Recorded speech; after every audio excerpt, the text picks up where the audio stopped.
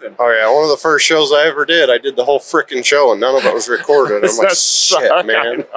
And you feel bad for yourself too because you want to post, but you feel bad for the guests. Like, man, this guy spent all his time to come over here and talk to me, and I have nothing to show for it. I had to re-record it, and I'm like, well, we kind of got to talk about the same thing. We can mix it up a little bit. And then it's just kind of awkward a little bit, but then it's all right. It's okay. I've had to do that too. And for the most part, it seems to be okay. So yeah, it's a nice setup. I like how you got it. Yeah, I mean, we kind of got lucky in the beginning. We just kind of bought some stuff, and we overbought a little. We try not to, but you overbuy some things But we found ways to.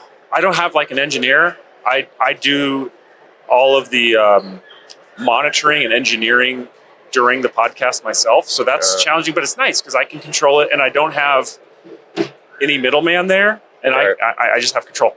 And then he does all of the the creative clips.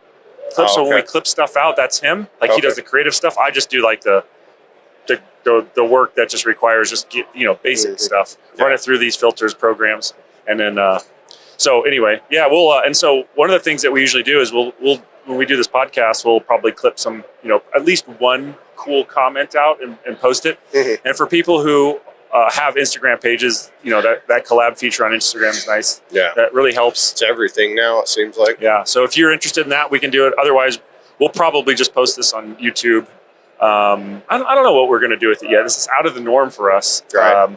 But we'll have. I think we'll probably have 25 podcasts by the end of this, maybe more. It just depends. So the thing is nice is if you ever want to, you can just kind of spread them out when you've got a slow time or put them in between. We made two separate podcasts. We did mine. We did the regular one, and then we called one called Short Range. So it's usually 20 minutes or less, and people really like those short ones. They love the short ones. So Short Range is just to play on the length of the podcast itself, but it's still long range. Long range tactics, but it's short range. Cool. That's actually that's clever. That's really clever. I like that a lot. Yeah. So it's just not everybody has enough time. It seems like when you drive to work and you cut one off and then you remember 2 weeks later that, oh shit, I was listening to that podcast, and then you go back. But it seems like when they're short, sweet, to the point, and people enjoy them. I do a lot of quick education a lot of the times on those. I get, something that's asked on the podcast, I'll go be like, oh yeah, so somebody asked me about the scope mounting thing, so we'll hit it up real quick and talk about it on short range. But it takes some time for people to, if you're doing a 2-hour podcast like we are, it takes time for people to spend that much time with you and give you that much time. Right. So, trying to mix things up, we found with shorts, and then we're even thinking about doing these, what we're calling kind of mediums, to kind of get people from the shorts, because the short is typically 60 to 90 seconds or something. And then you jump all the way to 2 hours. It's a big leap. So I think one of the things that we've been talking about is doing something that's closer to, 5 or 10 minutes. And, we'll see. It's just the cool thing about podcasting is you can experiment, and what I've found, at least when I've looked at other podcasters, they all do it a little bit different, and you just kind of find your own way of doing it, and you kind of lock your customers into that system as far as what they expect from you. And so we're still finding that for sure, but it's fun to find that. I think that's one of the journey is fun. Right. The biggest thing that we had the issue with was consistency, right? You talk so long, and after a while, you kind of get burned out for a little bit. But the problem is with so many podcasts, if you're not consistently putting out good content, it cut us back. Our first few episodes, we had thousands and thousands and thousands of downloads, and then all of a sudden, I take some time off, and then it's so hard to claw yourself back up. I think consistency is one of the most important things when you're new, because I think people want to know that you're going to be there. If they're going to spend time with you, they want to know that you're not going to go away. Right. And that's my own perception about it. I don't know if that's reality, but I think when you think about yourself and how you've gotten confident into listening to certain podcasts over and over, not just testing things out, but over and over, it's because you know that they're going to be there. There's a lot of factors, but one of them is that, they're going to be putting stuff out constantly and on a regular basis. Now, it doesn't have to be the same day every week or the same, but put something out every week or 2 things a week or whatever your clip is, make it consistent. So that's what we try to do. We put our podcasts out every Monday, and it's not like Monday special, or if we had to do it on a Tuesday or Wednesday one week because we're busy. It's more for us getting in the routine of getting the podcast done, getting it, all the editing done, getting the clips out, getting it launched, all that stuff. We found it takes us about a week, to get that done. And that's a reasonable time. And as we as a company stay on that clip, it forces the accountability from our side, but it doesn't over stress us. Like there was one week where we tried to do 2. It was a lot. And we could probably do it if there was nothing else going on, no other surprises, but you get a surprise and next thing you know. So anyway, 1 is a good clip for us, and we really do try to stay on that. How many times have you seen that people get into it and they don't realize, dude, the equipment for one is so expensive. Yeah. And then once you get past the equipment, keeping on it and then editing it. And then most of these people have a full-time job at the same time. So it's like they do a few episodes and they realize like, holy crap, this is almost like a full-time job to do it. If you're going to do a very good, like edited setup podcast, kind of like what you're doing, it's a lot of time. Mine's still kind of ghetto backwoods, because I just don't have time to do all of it. I mean, maybe that's an excuse. It probably is a great excuse. But it's one of those things, like I don't have enough time in my day to do everything, and then family and everything else. And I think a lot of people are starting to figure that out. Like, it's easy to watch somebody on a thing. Oh, it's easy to record yourself. But at the end of the day, to have very good and it's put out to the right platforms and everything else, it's a lot of freaking work. Well, I tried to start a podcast as early as 2020. And because of the way the business was structured, Graybo, I just couldn't consistently find the time that it was required to do this. Right. And there were many times over that 4-year period between 2020 and 2024 where we were getting serious again. Like, okay, when you're in business, these ebbs and flows happen of the owner's time. So there would be time where okay, things are going good. I have time to focus, and I do that. And then by the time I'm halfway there or something like that, I'd have to refocus my attention. And I got to the point where I'm like, I've got to make if I want to do a podcast and do, try to really do the marketing side of this, I really need to make some changes in the business. So that's what allowed us and me personally to be able to do this on a consistent basis. We made a lot of changes to the business this last year in 24 that freed up my time in a lot of different ways. So now I feel pretty comfortable. And, it's like now that it's established, there are times where I'm busy not doing podcast stuff, doing regular business stuff, but I just make sure I make time, And so when you haven't started yet and life veers you off into a different direction, you just lose all that momentum. Right. And I think one of the big things, and I fought with this for a while, everybody's like, well, why don't you start the Straight Jacket podcast? Because, Straight Jacket Armory. It's like, but that puts me, on the same thing we talked about yesterday with your name, it puts me in a certain spot. Long range tactics only puts me in a certain demographic, honestly, to where it opens. And if I just did Straight Jacket, then people are just going to think that it's just about building rifles or something. And I think that's one kudos to you for just kind of changing it up too, because you can still talk about Graybo, but it isn't the focus. Yeah, it is interesting. You don't know everything that's going to happen as you go down this path, but I've always had this mindset of trying not to pigeonhole whatever I'm doing into something very narrow. That's why Graybo is just named Graybo. It's not Graybo Rifle Stocks. It's not Graybo Stocks. It's just Graybo. I had no idea. We were making rifle stocks in the beginning, and that's what we focus on now. But I didn't want to be. I didn't want to be Graybo Rifle Stocks, because if we wanted to do something else, if there was another opportunity that came up, it would have been. It's great to not have that rifle stocks attached to you. The Ryan McMillan Show gave me more flexibility to talk about stuff outside of Graybo if I wanted to, and stuff inside of Graybo. So, we talked to a lot of people on this podcast, former military, law enforcement, a lot of politics, actually. And so, it gives me the flexibility to talk to people who I think are interesting, And it brings in more demographics at the end of the day. I think as a marketing piece, people come to it and they go, oh, by the way, he does run Graybo. He does have this. And that would bring in other people that may not listen to you in the other aspects. So I think it's a smart thing, and I've been very careful in long range tactics to not just push Straight Jacket or not do anything. I've actually brought other gun builders on. It's just kind of one of those things. I want to show people hey, I'm comfortable. I want to put out good stuff, and there's still great people. I have a lot of great friends that are gun builders. Doesn't mean that I don't respect them and everything else too. So it didn't push me back into a corner, which was really good in my opinion. But I think you're on the right track. I've watched a couple of your clips, and It is so freaking hard to put together clips and do all that thing, and it's a good thing you found somebody to help you. Well, those clips, honestly, those 60-second clips probably take as much time to edit, or maybe more than the entire podcast does. Because the podcast, you have the whole thing, and there's some AI tools that you can use because you have some switching of cameras. So, like when we do this podcast, when you talk, the camera will switch to you, and when I talk, the camera will switch to me, and every once in a while it'll pan to both of us. But that's an AI tool, right? So that in the past is what taken the longest time to edit podcasts. But now there's an AI tool that'll do it in 10 minutes for you.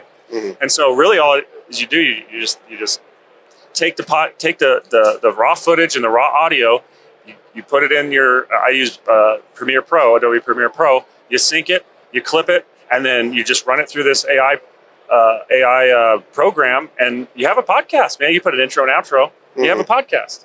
Right. So it has definitely got a lot easier. I think the biggest thing now is just keeping, conversations interesting, bringing the people on that people really want to listen to and hear about and everything else. And I mean, everybody kind of wants to be on a podcast. But once you get in front of the microphone, I remember when I first started how hard it was to be like, and kind of look like an idiot in front of the microphone. I still look like an idiot in front of the microphone. Well, we all do. We all do. But that's the authenticity behind it that I think people love. I mean, you look at a guy like Sean Ryan. He wasn't like a journalist or a professional interviewer, and quite frankly, he wasn't all that good in the beginning. But people liked it because it was authentic, and they were able to listen to interesting people. So, I mean, I think that's just what it's all about. It's not about being polished and professional. And of course, you want to do that as best you can. I think, how you ask your questions and how you, move through conversation. But, I think the authenticity is what people are looking for. Right. I agree. He's brought some people on no one's ever heard about, and they fell in love, and I watched their freaking numbers skyrocket after the fact because people got interested with him. Yeah. And I've talked to a lot of people recently, like, is coming on a podcast as a third person or somebody else, is it worth my time? And I'm like, if you really think about it, we're getting limited by Meta, we're getting limited everywhere else, but on a podcast, we saw it in the last election where Trump got on Joe Rogan, and he got on these podcasts, and people were like, oh, that's what is the real story because it's not edited. And I think that's one thing that's going good for us on the podcast side, is it's just opening so many doors of actually what is happening, and right? No bullshit type stuff. It may. I mean, I don't know if it would have won or lost the election for Harris, but it surely hurt her not going on Joe Rogan and making excuses about why she couldn't go on Joe Rogan. One, like, you need to show the people that you need to be able to have a conversation, hold a conversation with people. If you can't do more than like 30 minutes, like totally edited, like, you're not real. You're not a real person. Like, we don't think you're some kind of dumb politician who just, can't just sit down and have a real conversation. If you can't do that, why should you be running our country? And I think there's so many people out there who listen to podcasts now, and it's the primary form of how they get their information, that they're like, if she's not even willing to do that, like, I'm not going to vote for her. Right. So I think that was a big thing. I don't know if it lost the election for her, but it definitely didn't help her. That's for sure. Yeah. I read through a lot of like the comments when JD Vance even got on. Yeah. And they're like, man, we read so much stuff in the news, and then this guy's just a regular down to earth dude. Yeah. Likes to fish. He likes, he's just that guy. And it's amazing to me how many people thought he was just this crazy wacko that, because the news or the media told him to, and the podcast really helped with that. But they seem to be doing a good job. I think the people picked right. We'll see. But. Yeah, I mean, even though the left is screaming, I still think they're on the wrong side. Trump's doing exactly what he said he was going to do. I think people are tired of the government corruption, and they're seeing it right now. And you can have the left scream all you want about, he's not elected, or Elon, he's not elected, or he's there's data issues, like privacy issues. But like, at the end of the day, it's like, people, I think, for the most part, are more concerned about making sure that their tax dollars go to something valuable and aren't just like being spent by corrupt politicians who just think it's their money. Like, it's like politicians I don't think they think, and in bureaucrats too, in that position, I don't think they really even consider it to be like the people's money. Oh, this is our money. We do what we want. Oh, another billion here, another billion there. It's like, no big deal. And that's the way the system has worked for so long, that with people in that system, that's what they do and how they think. Mm-hmm. There's probably a lot of decent people in that system. Right. Well, I mean, if you look at like the Pentagon spending, And they even posted this out a year or two ago, and they're like, yeah, we lost, like, it was almost $1 billion, like almost, I mean, it was an astronomical, they have no idea where it went. If me and you did that on our taxes, dude, we'd probably end up in jail. Which is exactly why people are so frustrated. It's like they hound us on taxes constantly. Then they tax the crap out of us. Then they print money which is basically another tax. And they are so bad with managing their own money. It's like, you guys, this doesn't make sense. You expect us to be, down to the penny on our taxes and pay on time and all this stuff. And you guys just wing our money wherever you want it to go. It's not okay, and I've been, kind of internally screaming about this for a long time. And it looks like now that there's some momentum behind that. Maybe something's going to get done. Maybe our tax dollars will go to first to the American people, to the best interest of the American people. That's where it should go first. And, I know Trump has even talked about trying to get our taxes down to 15 or 10% flat tax. That would be awesome. Well, it's like my boy sitting here. I'm trying to teach him, like, okay, we paid you $20 now. This much has to go to taxes. And he goes, really? Why do we have to pay that much in taxes? And I'm like, that's what all of us ask. That's just, and it just keeps constantly going to something wrong. Ukraine, we got pissed off about that. All those millions and millions of dollars a week going to the Taliban and stuff like that, that no one knew about. Well, they knew about, but they were keeping it hush hush. Yeah. And then the overspending that, we were both in the military. We saw some of the shit that they spent money on. Dude, and you scratch your head. You'd throw, I remember, and I probably shouldn't say it, but I'm going to, because we would throw unused ammo at the bottom of rivers and lakes because we needed to shoot it. We needed to prove that we could shoot it and spend that money so that we could get that same budget next year. How ridiculous is that? And, that's why I was kind of saying there's good people in these systems, but the system is broken. Like, if you should not be rewarded for waste. And that's basically what it comes down to, is people are being rewarded for waste because they get a budget, and you don't want your budget to go down, so you better spend it all. There's no reward for, like, maybe coming in under budget. Yeah. From what I know, it doesn't exist. So hopefully that can change. Hopefully Trump and Elon can make that change. Yeah, to that same point, I remember the end of the year in aviation. There was helicopter parts we didn't need, but we were buying them because we didn't want to lose that money. If they did it, they would take it somewhere else. Yeah. And the biggest question is, okay, if you take it, where the hell does it go anyway? Why wouldn't we roll that over and save some money? But those guys were just, I've never seen somebody look so hard to spend money in my entire life. It's insane. And I just hope that we can break that system and come to a place where we've got a new system to where that's just not the norm anymore, because we're all just throwing our money out the windows. They talk about, tax the rich. Well, you're just throwing their money out the window. Like, you're taxing people. And, like, because you're greedy, you want the money as a politician to do what you want to do with it, to send it somewhere overseas or send it back to your to some business. Like, that is not the way that our system was designed to work. No. We need to make sure that the money stays in Americans' hands, that the money stays, in the businesses' hands too. Like, the taxation on businesses. Like, when you get taxed as a business, that's money that you can't put into your next project or more R&D or more development. It's money that just basically goes to the government. And now, again, we know that they just waste it.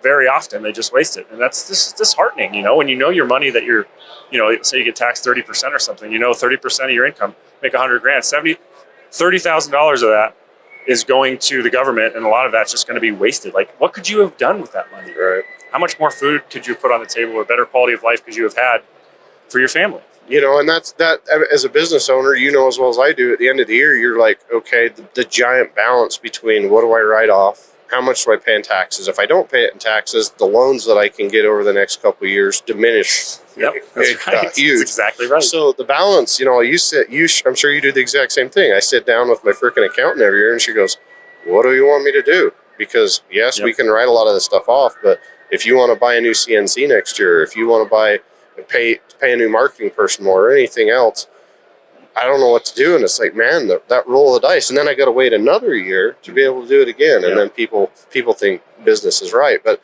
that's the problem. It's like the person with the dream that starting a business is getting their freaking butt kicked. Yeah. Well, just the amount of money we pay in taxes, like payroll tax, it's like insane. Why would you charge us payroll tax? Like, that's that's a disincentive for us to hire people. Don't you want us to be incentivized to hire people? So why a payroll tax? We have to pay all kinds of insurance, workman's comp insurance, and like all kinds of like stupid insurance. Like, you know, you have to, let's say you have to fire someone or whatever, you know, then go claim workman's comp. And then there's this like pool of money that you have to pay into. Like basically it's like insurance, you know, it's like all the extra added costs that businesses have to pay. People don't even have a clue, you know, and it just bogs you down, man. Well, the same thing, like we have a property management company, and it's amazing how the other person is so much more protected. Like, not necessarily kick somebody out, but like squatters in a lot of places. You can't even kick a squatter out of a building. Like, they'll sit there, and I've known them to sit there for months before the police can get rid of them because we can go down a tangent on all of this, but the system's just completely broken. The scary thing is Trump only has 4 years. Yeah. What can he accomplish? And then does the next person come in? Can they completely revert everything and screw it all up again in 4 years? That's kind of the thing that keeps you scared. I mean, he can keep his foot to the floor as long as he can, but it's only for that long. Yeah, that does make me nervous too, because I've been asked that question a couple of times, like, who's Trump's replacement? And well, I think Trump is such a bull in a china shop. I think 4 years is enough for him. Like, first of all, he's accomplished so much in just a month or however long he's been in, a little bit more. But, you know, I mean, maybe more than 4 years of him might not be good. Like, we just need to break, in my opinion, we just need to go in and break a bunch of shit. Yeah. And then once it's broken, we need to kind of rebuild it. And that's kind of where maybe the second term, hopefully maybe J.D. Vance or Vivek Ramaswamy or somebody comes in and can like look at these broken pieces and see what's kind of needs to be rebuilt.